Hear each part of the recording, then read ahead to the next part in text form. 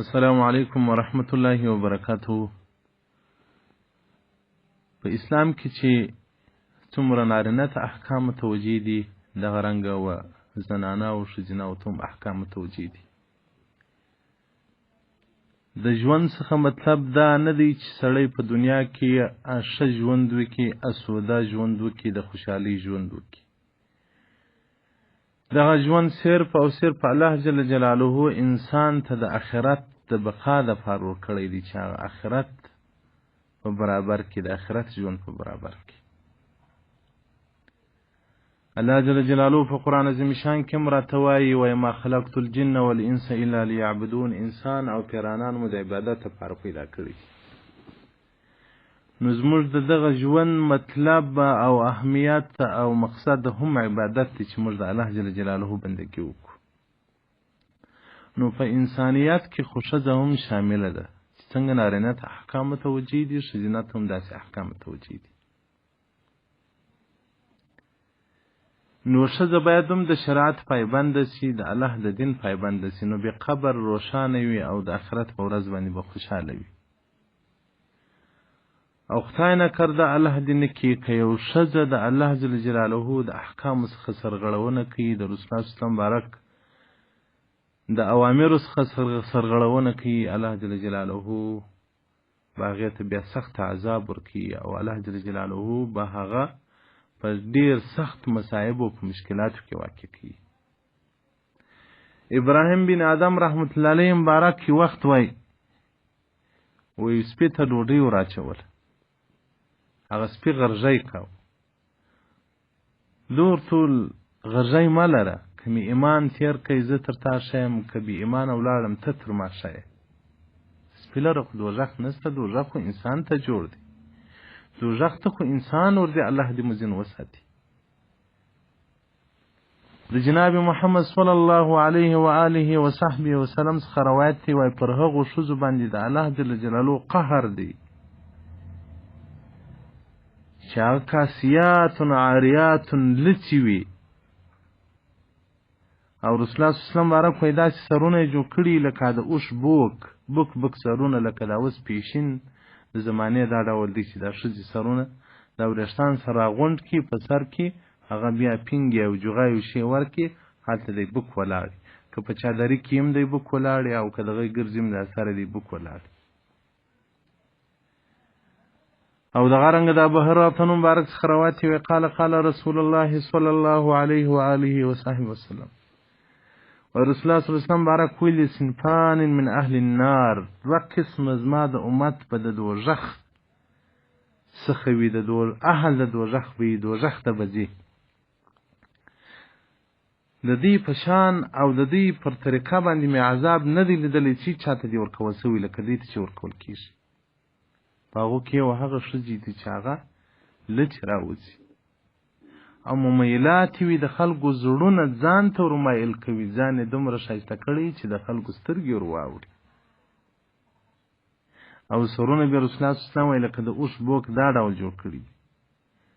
رسول الله صلی الله علیه وسلم بارک وایي نه به جنت ته ننوځي او نه به بوی د جنت ووینو. رسول الله صلی الله علیه وسلم بارک وایي وان ریحها، په تحقیق سره بوی د جنت، لتوجد من مسیرة کذا و کذا، د جنت بوی هغه له ډېره لرې اندازې څخه پر انسان باندې مشتي، چې هغه محدثین وایي 1500 کاله لرې له جنت څخه د جنت بوی پر انسان باندې مشتي.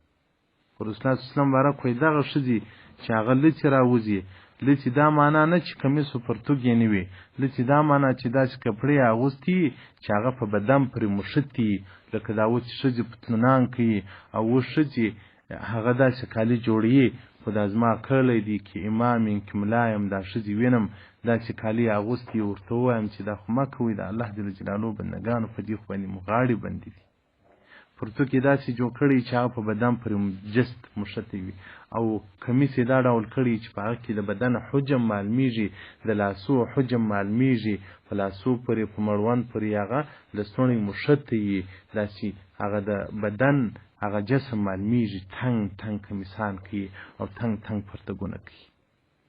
ډېرې ښځې خو چې هغه زموږ کره راځي، هغه یا یې پوښتنې ته راځي، دا اوس ما کوچنیان راغلي وه، نو هغه غټ د نارینه پوړونه یې واغوندي راسي له ما څه بیریږي ځان پټ کړي دا هم د الله جل جلاله په حضور کې به څه کوئ په کورو کې خو تاسې هغه د الله جل جلاله بیره په زړه کې نه در اچوي خو لیکن د مولوي صاحب څخه بیریږي د مولوي صاحب کره راځي نو تاسې مستورې راسئ نو رسول الله صلی الله علیه وسلم بارک وایي د جنت بوی به 1500 کاله لرې له جنت څخه د انسان او ښځې ته ورسېږي خو لیکن دغه قوم دغه ښځې چې هغه نري کالي اغوندي او جست لباس کوي په بدن پرې مښته وي او سرونه یې داسې جوړ کړي وي چې بک بک سرونه وي او یا یې پیکام پرې کړي وي دغه به رسول الله صلی الله علیه وسلم بارک وایي نه جنت ته ولاړ شي او نه به د جنت بوی وویني وان عائشة رضي الله عنها د عائشة صدیقه رضی الله عنها څخه روایت دي چې اسماء بنت ابي بکر دا ابو بکر صدیق راته نو بل لور و چې اسماء رضی الله عنها نومې ده و هغه رسول الله صلی الله علیه وسلم بارک تراله وعليها ثياب دې کپڑے اغوستې ولې هغه نرمې ولې رقیقې ولې فاعرض عنها رسول الله صلی الله علیه وسلم بارک مخکې واړو بیا ورته یا اسماء ای اسما کم وخت چې ښځه وحیض ته ورسېږي یعنې بالغه سي نو دا باید دا ډول لباس نه وکړي د دې بدن باید ټوله پټ وي الا هذا وهذا واشار الى وجهه وكفيه ما سوا له مخ او د لاسو څخه چې دغه کیلس وي هغه نو پروا نه لري نور باید د دې بدن محفوظ او پټ وي ګوره اسماء رضی الله عنها دی نه و چې دې قمیص نه و اغوستی دې پرتوګ نه و اغوستی صرف لباس رقیق نرم لباس اغوستی و چې له هغه څخه هغه په بدن کې هغه تنګ و او د بدن حجم معلومېدی هغه صورت داسې کې تنګ معلومېدی رسول الله صلی الله علیه وسلم بارک مخچین واړو الترغیب جلد 3 صفحه یوسلو یو حدیث رقم اول او دوم دریم الترهیب من لبس النساء الرقيق من الثياب نو محترم خوندو په قبر کې د ښځې څخه هم دا ډول پوښتنه کېږي لکه د نارینه څخه په ورځ قیامت لکه څنګه چې د نارینه سره د اعمالو حساب کېږي د زنانو سره هم دا ډول حساب کېږي رسول الله صلی الله علیه وسلم بارک وایي په لیلة المعراج چې دوزخو پر جنتو باندې وګرځېدلم په دوزخ کې مې ډېر اهل د نار نساء او سرمایداران په دوزخ کې زما د امت څخه ډېر امتیان چې ولا هغه ښځې او سرمایداران و سرمایداران دنیا پر سمه طریقه باندې نه استعمالوي ښځې و دین او شریعت ته ځان نه تسلیموي دغه جنت ته یوازې نارینه نه ځي ښځینه به هم جنت ته ځي دا دوزخ ته یوازې نارینه نه ځي ښځینه به هم دوزخ ته ځي نو راځي د الله په خاطر خوندو ځانونه و شریعت ته تسلیم کړو د اسلام احکام لکه څنګه چې پر نارینه لازم دي پر ښځینه هم داسې لازم دي ښځه به هم لمونځ زده کوي ښځه به هم اودس زده کوي ښځه به هم عبادت کوي ښځه به هم قرآن وایي دی نه ده چې ښځه سودا له قرآنه خلاصه ده سبحان الله زه هغو ښځو ته ډېر په تعجب کې پاته یم چې په اسلامي کور کې را پیدا سي په اسلامي کور کې رالوسي خو لیکن بیا هم قرآن عظیم شان نه زده سبحان الله سپین سرې سي قرآن عظیم شان نه زده خو د دنیا هر زینت د دنیا هر خوشحالي هغه د دې زده یا هم پاکې ساخي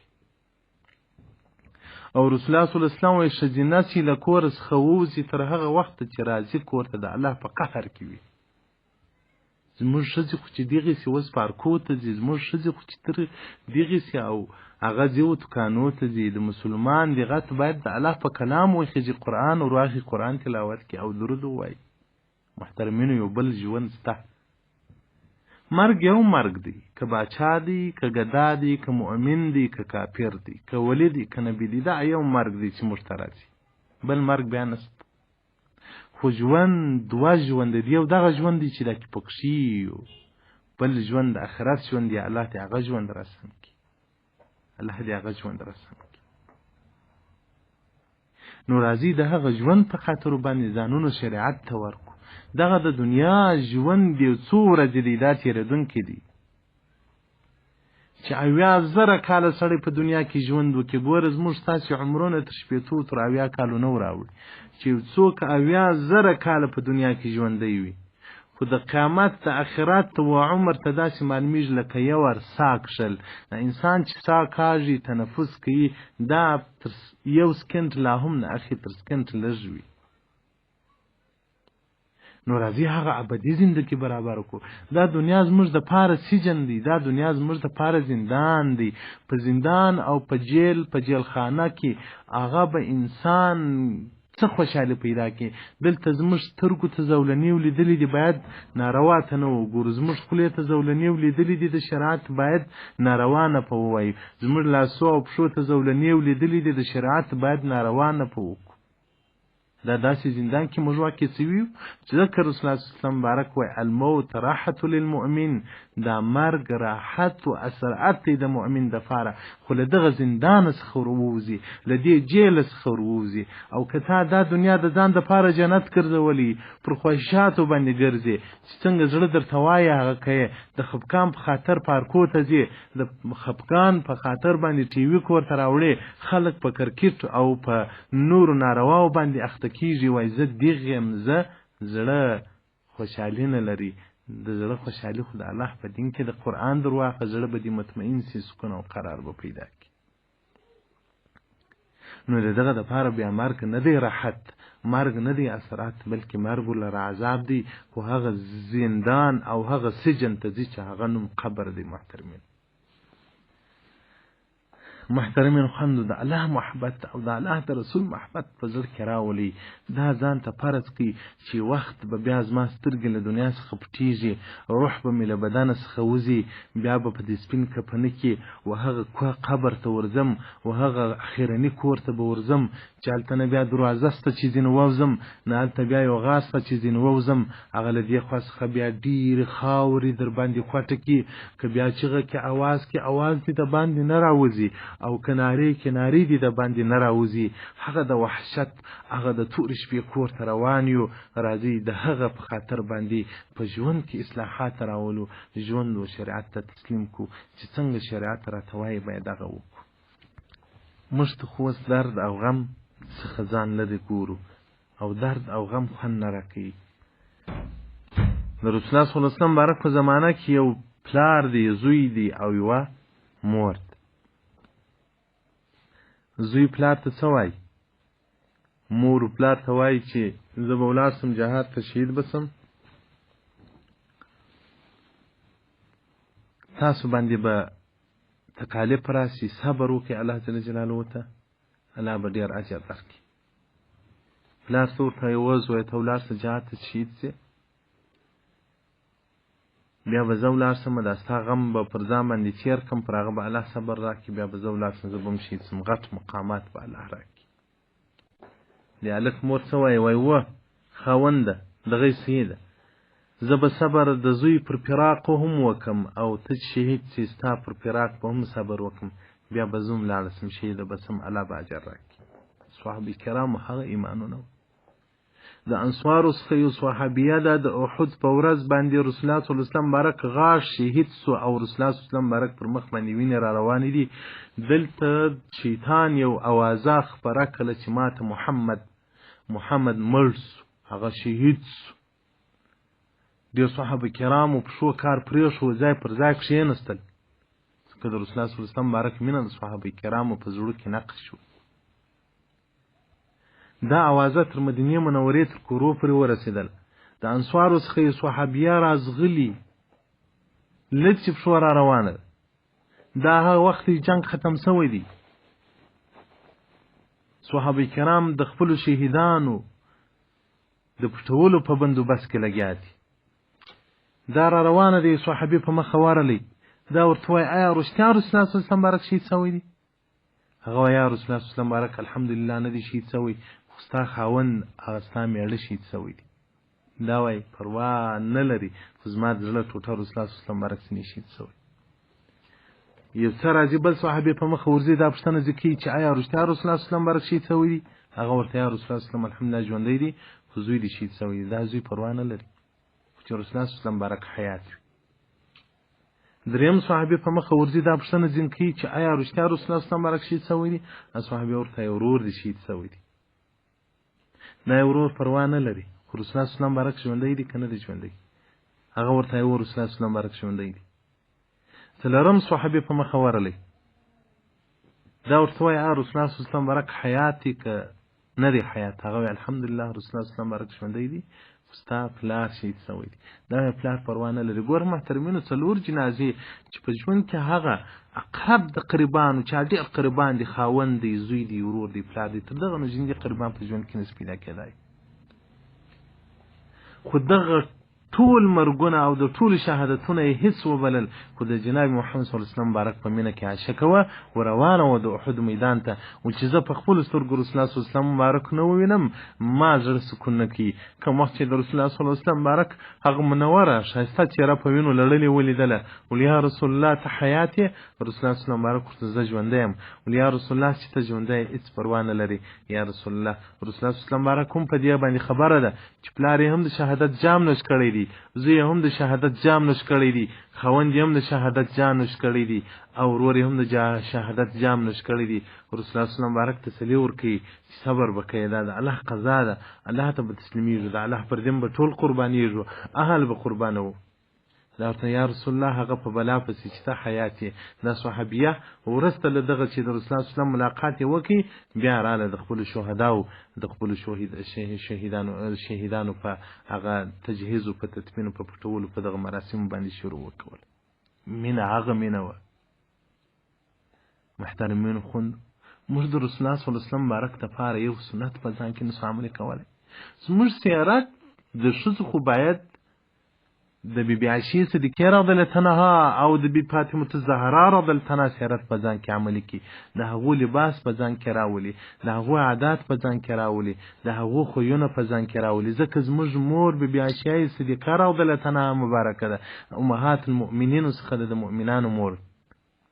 له بده مرغه چې زموږ خوندې هغه غربي پیشین کوي، زموږ ځوانان په غربي پیشین کې دي، زموږ خوندې چې کالي جوړي هغه د فلمو د اداکارانو پر طرز باندې کالي جوړي، خو د صحابه کرامو د خوندو او د صحابه کرامو د ښځو او د رسول الله صلی الله علیه وسلم مبارک د لوڼو او د بیبیګانو لباس او سیرات زموږ څخه ورک دي، په خبر لا نه یو. دا زموږ له دینه سره غفلت دی. دین موږ ته ضرورت نه لري محترمینو، موږ دین ته ضرورت لرو، موږ به په دین پرې لاس نسو و هغه جنت ته به وصل سو، او که مو له دینه څخه مخ واړوو او پر بله باندې ولاړو بیا به نو لار مو دوژخ ته به ځو. د حسن بصري رحمة الله مبارک په زمانه کې یو عابده نیکبخته ښځه تېره سوې وه، ربیعه عدویه رحمة الله علیها وه چې دا مینځه وه بیا ازاده کړه وه، سپین سرې وه، ډېره عابده وه. دې ویل د په شپاروز کې هغه 4000 رکعته نفل کول. بیا وخت چا ورته وویل چې دومره تکلیف ولې پر ځان راولې؟ ول ما ته دا خوند راکوي چې رسول الله صلی الله علیه وسلم مبارک ملایکو ته ووایي چې زما په امت کې یو ښځه د دومره ډېر عبادت کوي چې رسول الله صلی الله علیه وسلم مبارک خوشحاله شي. ځکه په دوشنبه او په پنجشنبه باندې د امت ټول اعمال رسول الله صلی الله علیه وسلم مبارک عرض کړل کېږي، که ګناه یې هم یې وروړي وای ستا امت دغه کړی و، هغه باندې رسول الله صلی الله علیه وسلم مبارک خوابدی سي، او که نیک عمل کړي هم یې ور عرض کړي چې پلانکي د پلانکي زوی، پلانکي د پلانکي لور دغه عمل کړي. ربیعه عدویه رحمة الله علیه مبارک به وایي رحمة الله علیها مبارک به وایي چې ماښام به پر لمانځه ودرېده، سهار چې بعد د دې ځای چا وکتې لکه یو اودس چې پر سوی دونه بې ژړلي ول. محترمینو راځي په دنیا کې وژاړو، د آخرت ته ژړا سه به الله جل جلاله نجات راکړي. راځي په دنیا کې بیره وکړو د الله څخه او د قبر څخه، د قبر له بیره څخه به مو الله وساتي. ځکه رسول الله صلی الله علیه وسلم دوی بیرې هغه پر انسان باندې نه راځي چې په دنیا کې دې هم وبېرېږي د الله څخه، په آخرت کې دې هم بیا وبېرېږي. په دنیا کې څوک ته الله څخه وبېرېدی، په آخرت کې به هغه په اطمینان کې وي، په نجات کې به وي. په دنیا کې داسې غافله وو لکه موږ، الله دې موږ له دې غفلت څخه وباسي. په ورځ قیامت به بیا دونه وبېرېږو، هغه دی بیره ده چې په دنیا کې هېڅ کله دومره بیره نشي راتلی. انسان چې را اخی او اور ته ور اچوي، په یو کوټه کې د لړمان او ماران را کوټه کړي بندیان کړي دي، یو انسان ورننه باسي و دغه خونې ته، څومره به د انسان بیروي، څومره به انسان بیریږي. خو لیکن د قیامت د ورځې بیره او دوزخ ته د ورتلو بیره او په قبر کې د وحشت بیره، دا دومره عظیمه بیره ده چې دغه ورلره خوشحالي معلومیږي. دغه په دنیا کې اور تولیدل خوشحالي ده ورته، او په دنیا کې پر مارانو په لړمانو باندې ورتلل خوشحالي ده ورلره. ځکه رسول الله صلی الله علیه وسلم مبارک وایي اهل نار و دوزخیانو ته که د دنیا اور میلاو سي خوب به کې وکړي، خو په هغه حالت کې کېږي چې معتدله هوا یې نه ګرمه نه یخي. نو د دنیا اور د آخرت اور ته هغه معتدله فضا او د پسرلي هوا معلومیږي. نو راځئ د خدای په لحاظ شریعت ته ځان تسلیم کړو. که ښځې یې که نر دي د الله په دین باندې مکلف دي، د الله دین به په ځان کې عملي کوو، که په خارج کې وو او که په داخل کې یو، باید موږ د الله دین ته ځان تسلیم کړو. خو له بده مرغه په افغانستان او پاکستان کې چې زموږ ماحولونه دي، زموږ د مسلمانانو کورونه دي، په هغو کورو کې د غرب او د یهودو د نصاراو پیشن. زما خوښه ده د اکا ښځه مې هم کې ډېره عابده نیکبخته ښځه ده، تر اوسه پورې هم د خیرات شریف وظیفه نه ده پرې چې لازم یې کوي، او قرآن عظیم شان په میاشت کې 2-3 واره ختمه کوي. تهجد لمونځ خو زما نه پیدا کېږي چې دې تهجد پرې شي. لکه ما چې امریکایان افغانستان ته راغله، نو موږ بحث سره کوو چې امریکایان راغله، نو دې بیان کوو لا بره ښځې راغلي ول، امریکایان راغلي دي. ما له امریکایانو ښځې چې راغله، امریکانو تاسو ولې خوا بدوئ؟ چې امریکانو ټي وي راوایست، رادیو راوایستله، تاسو هغه د امریکانو شی کور ته راوړئ. چې امریکانو ټیپ راوایست، هغه تاسو کور ته راوړئ. چې امریکانو ټي وي راوایست، هغه تاسو کور ته راوړئ. چې امریکانو کم لباس کاوه، یهود او نصاراو کم لباس کاوه، تاسو په کور کې شروع کړل. خو صرف یو د دې راتګ پاته و. نو اوس چې دې رالس په د دې په راتګ مو خوا بده ده، د دې په راتګ د هغه څوک خوا بدوي چې د امریکانو یو عمل یې هم نه یې کړی. زما و دې خبرې ته ورپېښ سمال واقعیت هم دغه یهودو نصارا باندې د هغه څوک خوا بدوي چې د یهودو د نصاراو اعمال نه یې کړي. زموږ جامعه خو له بده مرغه امت مسلمه یو، امت محمدي یو، خو موږ د یهودو د نصاراو پر کردار باندې روان یو. ذکر رسول الله صلی الله علیه وسلم من تشبه بقوم فهو منهم، که د هر قوم سره مشابهت کوي د قوم سره به راپورته کېږي. نوم به دې په دنیا کې د مسلمان وي، لمونځ و روژې باندې به مو ستړی، خو لیکن په ورځ قیامت مې بیا د دوی په حساب کې راپورته کېږي. راځئ د الله په لحاظ باندې دغه دین چې موږ ته را رسېدلی دی، دغه اسلام چې موږ ته را رسېدلی دی، پر دې باندې د رسول الله صلی الله علیه وسلم بارک د بدن وینه توی سوې ده، په دې باندې د صحابه کرامو سرونه پرې سوي دي، په دې باندې د صحابه کرامو د بیبیګانو هغه سرونه پرې سوي دي، ډېر صحابه کرام شهیدان سوي دي. دا دین موږ ته په وینو باندې راغلی دی. دغه سنتیات د رسول الله صلی الله علیه وسلم موږ ته په کوم تکالیف را رسېدلي دي، نو موږ له بده مرغه د رسول الله صلی الله علیه وسلم سنتیات هغه موجب ته لاس ورکوو. الله جل جلاله دې زموږ خوندو ته او زموږ ولونو ته او زموږ ټول فامیلاتو ته هدایت وکړي. الله دې زموږ فامیلونه د الله د دین پر طریقه باندې جوړ کړي، د الله د رسول پر طریقه باندې دې الله جوړ کړي. الله دې زموږ له ماحول څخه دغه د غرب او د شرق د نصاراو د یهودو د هندوانو دغه رسمونه او رواجونه او عادات لرې کړي. الله دې د صحابه کرامو او د تابعینو د تبع تابعینو هغه عادات او رواجونه په موږ کې عملي کړي. والسلام علیکم ورحمة الله وبرکاته.